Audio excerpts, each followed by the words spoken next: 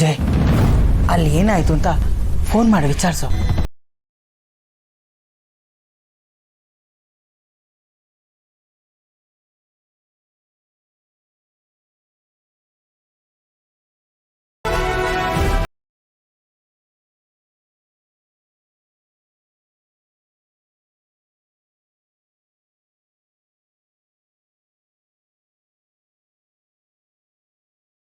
ನೀವಲ್ಲ.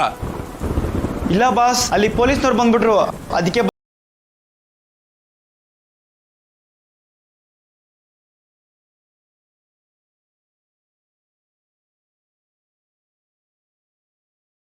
ಎಲ್ಲ ನಮ್ಮ ಕರ್ಮ. ಇವ್ರುಗಳನ್ನ ನಂಬ್ಕೊಂತೀವಲ್ಲ, ಅದು ನಾವು ಮಾಡೋ ತಪ್ಪು. ಮಾಮ, ಟೈಮ್ ವೇಸ್ಟ್ ಮಾಡೋದು ಬೇಡ, ನಾನೇ ಹೋಗ್ತೀನಿ. ಒಂದು ನಿಮಿಷ ಜಯ್, ಬೇಡ. ಯಾಕೆ ಮಾಮ್? ನೀನು ನೇರವಾಗಿ ಅಲ್ಲಿ ಹೋಗೋದು ಬೇಡ. ಮತ್ತೆ ಒಳಗಡೆ ನಾನು ಹೋಗ್ತೀನಿ.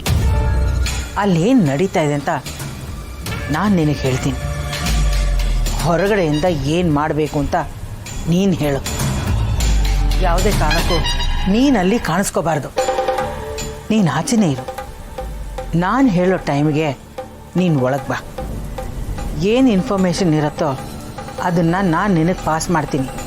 ಆದರೆ ನೀನು ಮಾತ್ರ ಅಪ್ಪಿ ತಪ್ಪಿ ಒಳಗೆ ಬರಬೇಡ.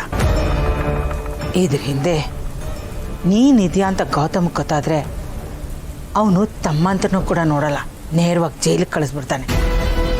ಮಗು ಬಗ್ಗೆ ಅವನಿಗೆ ಎಷ್ಟು ಪ್ರೀತಿ ಇದೆ ಅಂತ ನಿನಗೂ ಗೊತ್ತು ತಾನೆ. ಅದು ಅಲ್ಲದೆ ಗೌತಮ್ಗೆ ಈಗ ನಿನ್ನ ಕಂಡ್ರೆ ಆಗಲ್ಲ, ಏನು ಬೇಕಾದರೂ ಆಗ್ಬೋದು.